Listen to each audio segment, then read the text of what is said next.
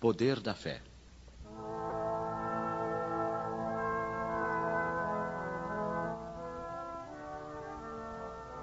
E depois que veio para onde estava a gente, chegou-se a ele um homem, que posto de joelhos lhe dizia: Senhor, tem compaixão de meu filho, que é lunático e padece muito, porque muitas vezes cai no fogo e muitas na água. E tenho-o apresentado a teus discípulos, e eles o não puderam curar. Ah, geração incrédula e perversa, até quando hei de estar convosco? Até quando vos hei de sofrer? Trazei-mo cá. E Jesus o abençoou, e saiu dele o demônio. E desde aquela hora ficou o moço curado. Então se chegaram os discípulos a Jesus em particular, e lhe disseram: Por que não pudemos nós lançá-lo fora? Por causa da vossa pouca fé. Porque na verdade vos digo que se tiverdes fé como um grão de mostarda, direis a este monte: passa daqui para acolá, e ele há de passar, e nada vos será impossível.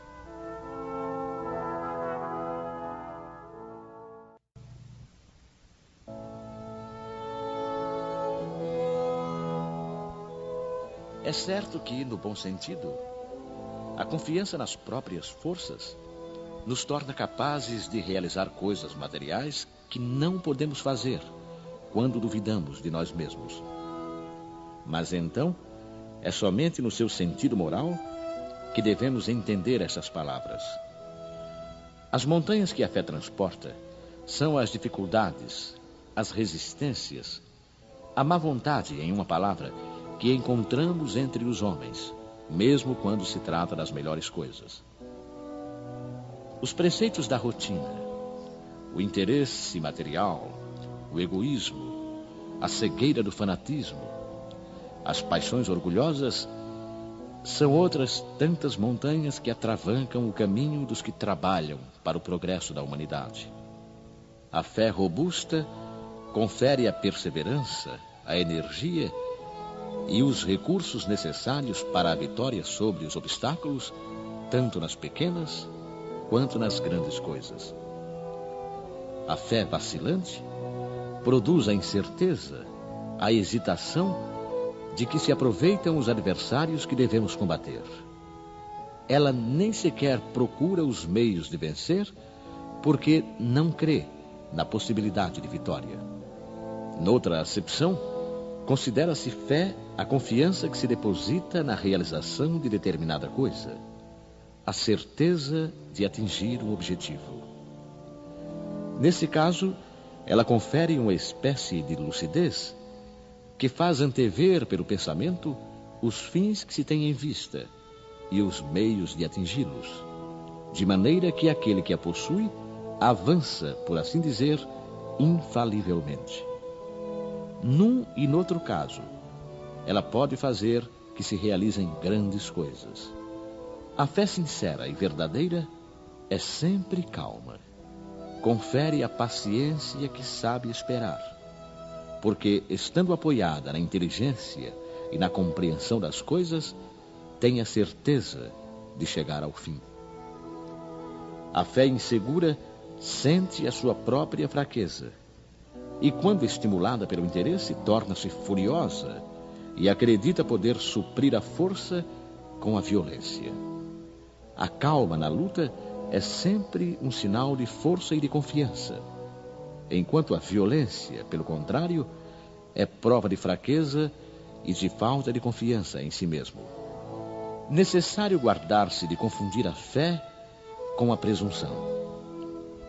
A verdadeira fé se alia à humildade.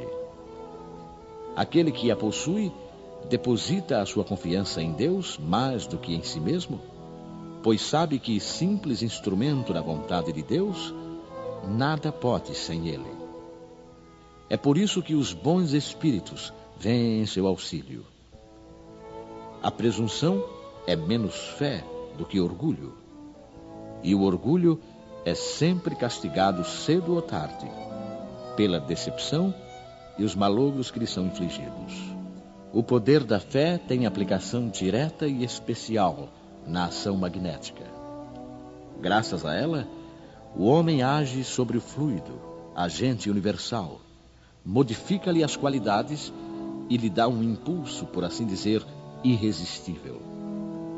Eis porque aquele que alia a um grande poder fluídico normal uma fé ardente, pode operar unicamente pela sua vontade dirigida para o bem esses estranhos fenômenos de cura e de outra natureza que antigamente eram considerados prodígios e que, entretanto, não passam de consequências de uma lei natural. Essa a razão porque Jesus disse aos seus apóstolos: se não conseguistes curar, foi por causa da vossa pouca fé.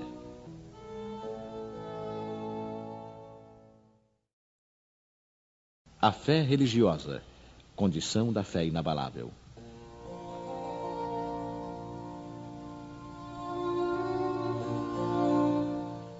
No seu aspecto religioso, a fé é a crença nos dogmas particulares que constituem as diferentes religiões, e todas elas têm os seus artigos de fé. Nesse sentido, a fé pode ser raciocinada ou cega. A fé cega nada examina, aceitando sem controle o falso e o verdadeiro, e a cada passo se choca com a evidência da razão. Levada ao excesso, produz o fanatismo. Quando a fé se firma no erro, cedo ou tarde, desmorona. Aquela que tem a verdade por base é a única que tem o futuro assegurado, porque nada deve temer do progresso do conhecimento, já que o verdadeiro na obscuridade também o é na plena luz. Cada religião pretende estar na posse exclusiva da verdade, mas preconizar a fé cega sobre uma questão de crença é confessar a impotência para demonstrar que se está com a razão. Vulgarmente se diz que a fé não se prescreve, o que leva muitas pessoas a alegarem que não são culpadas de não terem fé. Não há dúvida que a fé não pode ser prescrita, ou, o que é ainda mais justo, não pode ser imposta. Não, a fé não se prescreve, mas se adquire. E não há ninguém que esteja impedido de possuí-la, mesmo entre os mais refratários. Falamos das verdades espirituais fundamentais, e não desta ou daquela crença particular. Não é a fé que deve procurar essas pessoas, mas elas que devem procurá-la. E se o fizerem com sinceridade, a encontrarão.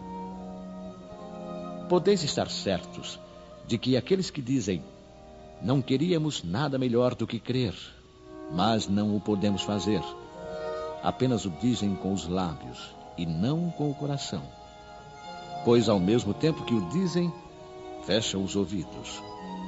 As provas, entretanto, abundam ao seu redor. Por que, pois, se recusam a ver? Nuns é a indiferença, noutros, o medo de serem forçados a mudar de hábitos, e na maior parte, o orgulho que se recusa a reconhecer um poder superior, porque teria de inclinar-se diante dele. Para algumas pessoas, a fé parece de alguma forma inata. Basta uma faísca para desenvolvê-la. Essa facilidade para assimilar as verdades espíritas é sinal evidente de progresso anterior. Para outras, ao contrário, é com dificuldade que elas são assimiladas, sinal também evidente de uma natureza em atraso. As primeiras já creram e compreenderam, e trazem ao renascer a intuição do que sabiam. Sua educação já foi realizada. As segundas ainda têm tudo para aprender. Sua educação está por fazer. Mas ela se fará. E se não puder terminar nesta existência, terminará numa outra. A resistência do incrédulo, convenhamos, quase sempre se deve menos a ele do que à maneira pela qual lhe apresentam as coisas.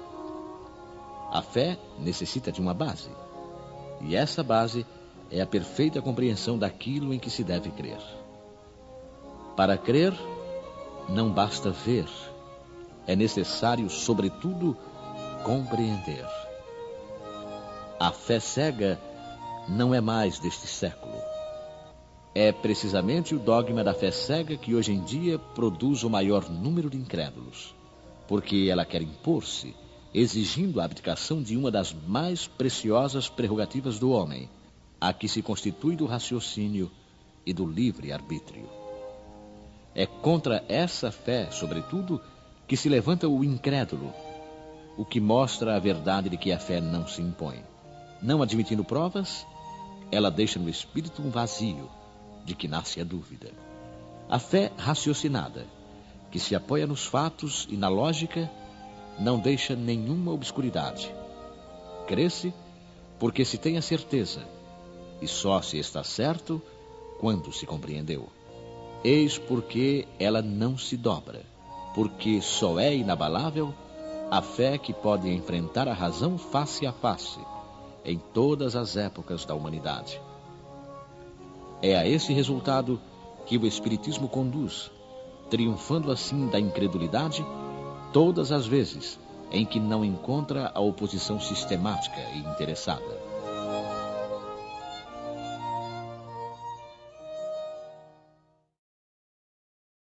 Parábola da figueira seca.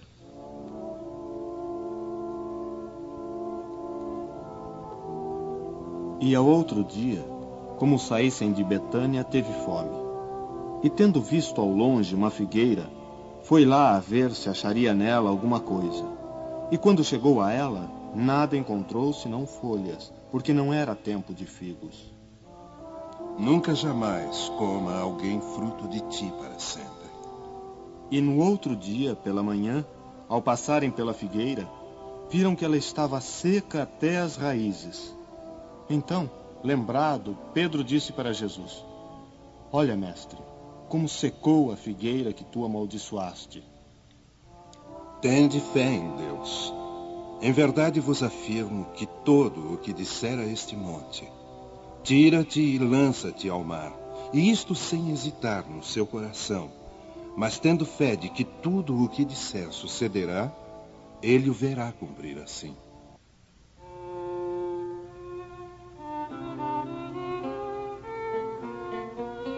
A figueira seca é o símbolo das pessoas que apenas aparentam o bem, mas na realidade nada produzem de bom.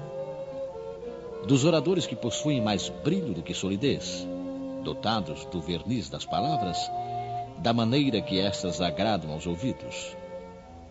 Mas quando as analisamos, nada revelam de substancial para o coração. E quando as acabamos de ouvir, perguntamos que proveito tivemos. É também o símbolo de todas as pessoas que podem ser úteis e não o são. De todas as utopias, de todos os sistemas vazios, de todas as doutrinas sem bases sólidas. O que falta, na maioria das vezes, é a verdadeira fé. A fé realmente fecunda. A fé que comove as fibras do coração. Em uma palavra, a fé que transporta montanhas. São árvores frondosas, mas sem frutos. E é por isso que Jesus as condena à esterilidade, pois dia virá em que ficarão secas até as raízes. Isso quer dizer que todos os sistemas, todas as doutrinas que não produziram nenhum bem para a humanidade, serão reduzidas a nada. E que todos os homens voluntariamente inúteis, que não se utilizaram dos recursos de que estavam dotados, serão tratados como a figueira seca. Os médiuns são os intérpretes dos espíritos. Suprem o organismo material que falta a estes para nos transmitirem as suas instruções. Eis porque são dotados de faculdades para esse fim. Nestes tempos de renovação social, desempenham uma missão especial. São como árvores que devem dispensar o alimento espiritual aos seus irmãos. Por isso, multiplicam-se de maneira a que o alimento seja abundante. Espalham-se por toda parte, em todos os países, em todas as classes sociais, entre os ricos e os pobres, os grandes e os pequenos, a fim de que, em parte alguma, haja deserdados, e para provar aos homens que todos são chamados.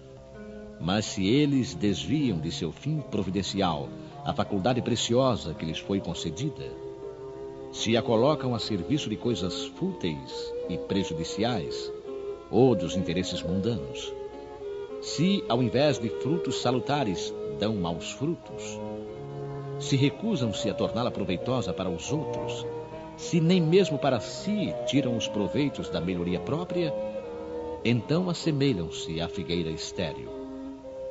Deus, então, lhes retirará um dom que se tornou inútil entre as suas mãos, a semente que não souberam semear, e os deixará cair como presas dos maus espíritos.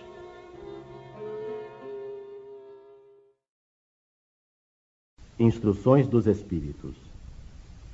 Fé, mãe da esperança e da caridade. José, Espírito Protetor. Bordeaux, 1862. A fé, para ser proveitosa, deve ser ativa. Não pode adormecer. Mãe de todas as virtudes que conduzem a Deus, deve velar atentamente pelo desenvolvimento de suas próprias filhas. A esperança e a caridade são uma consequência da fé. E a caridade são uma consequência da fé. Essas três virtudes formam uma trindade inseparável. Não é a fé que nos sustenta a esperança de vermos cumpridas as promessas do Senhor, porque se não tivermos fé, que esperaremos? Não é a fé que nos dá o amor? Pois se não tiverdes fé, que reconhecimento tereis? E por conseguinte, que amor? A fé, divina inspiração de Deus, desperta todos os sentimentos que conduzem o homem ao bem. É a base da regeneração. É, pois, necessário que essa base seja forte e durável, pois se a menor dúvida puder abalá-la, que será do edifício que construístes sobre ela? Erguei, portanto, esse edifício sobre alicerces inabaláveis. Que a vossa fé seja mais forte que os sofismas e as zombarias dos incrédulos, pois a fé que não desafia o ridículo dos homens não é a verdadeira fé. A fé sincera é dominadora e contagiosa. Comunica-se aos que não a possuíam e nem mesmo desejariam possuí-la. Encontra palavras persuasivas que penetram na alma, enquanto a fé aparente só tem palavras sonoras que produzem o frio e a indiferença. Pregai pelo exemplo da vossa fé para transmiti-la aos homens. Pregai pelo exemplo das vossas obras para que vejam o mérito da fé. Pregai pela vossa inabalável esperança para que vejam a confiança que fortifica e estimula a enfrentar todas as vicissitudes da vida. Tende, portanto, a verdadeira fé na plenitude da sua beleza e da sua bondade, na sua pureza e na sua racionalidade. Não aceiteis a fé sem comprovação, essa filha cega da cegueira. Amai a Deus, mas sabei por que o amais. Crede nas suas promessas, mas sabei por que o fazeis. Segui os nossos conselhos, mas conscientes dos fins que vos propomos e dos meios que vos indicamos para atingi-los. Crede e esperai, sem fraquejar. Os milagres são produzidos pela fé. A fé divina e a fé humana. Um espírito protetor.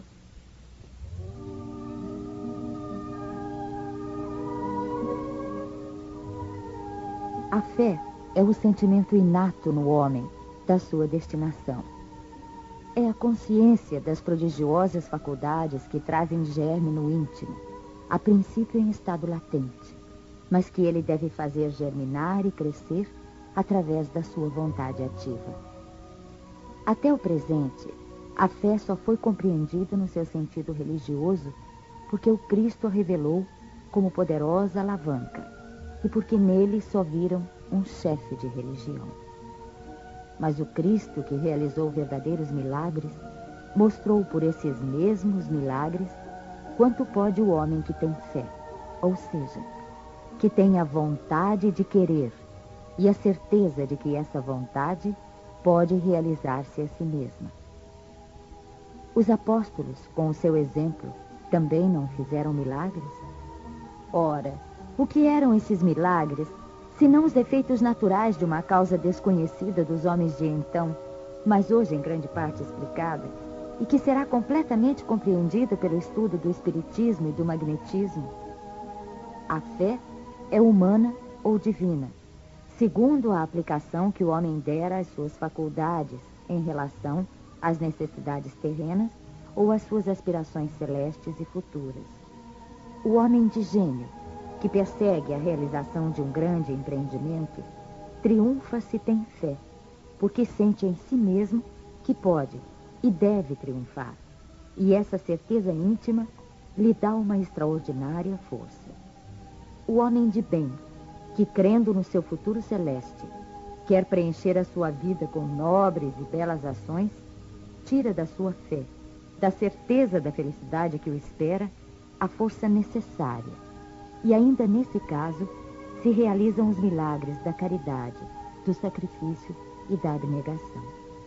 E por fim, não há más inclinações que com a fé não possam ser vencidas. O magnetismo é uma das maiores provas do poder da fé, quando posta em ação. É pela fé que ele cura e produz esses fenômenos estranhos que antigamente foram qualificados de milagres. Eu vos repito, a fé é humana e divina. Se todas as criaturas encarnadas estivessem suficientemente persuadidas da força que trazem consigo e se quisessem pôr a sua vontade a serviço dessa força, seriam capazes de realizar o que até hoje chamais de prodígios, e que é simplesmente o desenvolvimento das faculdades humanas.